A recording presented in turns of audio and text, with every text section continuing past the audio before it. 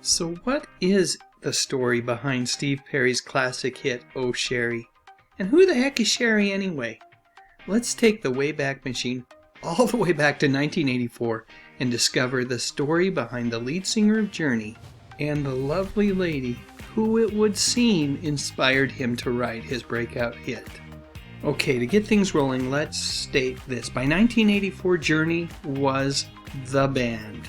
They were selling out stadiums both in the US and internationally, and Steve Perry, the band's lead singer at the time, was a star in his own right, and he made the decision to release his first solo album, Street Talk. This album sold over 2 million copies, and part of the reason for the album's success was the single Oh Sherrie, which went all the way to number 3 on the Billboard Top 40.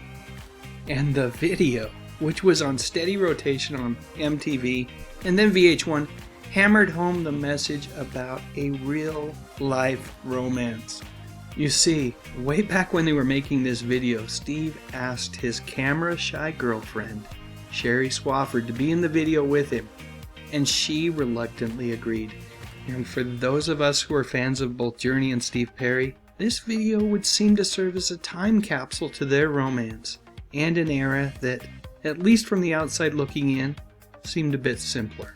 The creative team behind the Oh Sherrie video tried to persuade Steve from involving his girlfriend. Their experience was that rock stars who did use their girlfriends, well, they went on to hate those videos after they broke up with them.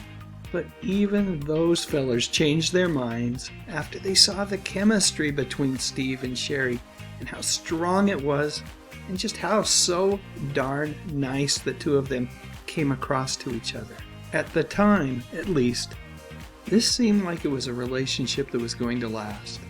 The chemistry between Steve and Sherrie in the video is abundant, and it's easy to see why these two people aren't acting. It's easy to really believe that they truly care for each other, and although Steve and Sherrie would eventually go their separate ways, no pun intended, if one searches the internet, there's plenty of evidence to believe that they remain friendly to this day. But wait, it turns out that all may not be as it appears. Perry's collaborator on Street Talk is a guy named Randy Goodrum, and Randy is a heck of a great songwriter, and his work with Perry, well, simply put, it's magical. Goodrum co-wrote 5 of the tracks on Street Talk, including Foolish Heart and Oh Sherrie. And here's where things get interesting. In a recent 2017 interview, Goodrum rather coyly questions whether the song was about Sherrie Swafford at all. In that interview, he says that he wrote the lyrics to the song, not Steve, and that while her name was a vehicle he used to write the lyrics, it was his own relationships, his own experiences and sensibilities that went into every verse as well as the chorus of the song. Well, regardless, it's a heck of a song, and as much as I like Oh Sherrie, I've got to admit that I think I like Foolish Heart even better. I guess it really depends on the day. But it's another shamelessly romantic song. It was the 4th single that was released from the album, along with She's Mine, Strung Out, and the previously mentioned Oh Sherrie. Getting back to Steve's relationship with Sherrie, in 2011 he told the Tampa Bay Times this: Sherrie and I were crazy in love, I can tell you that.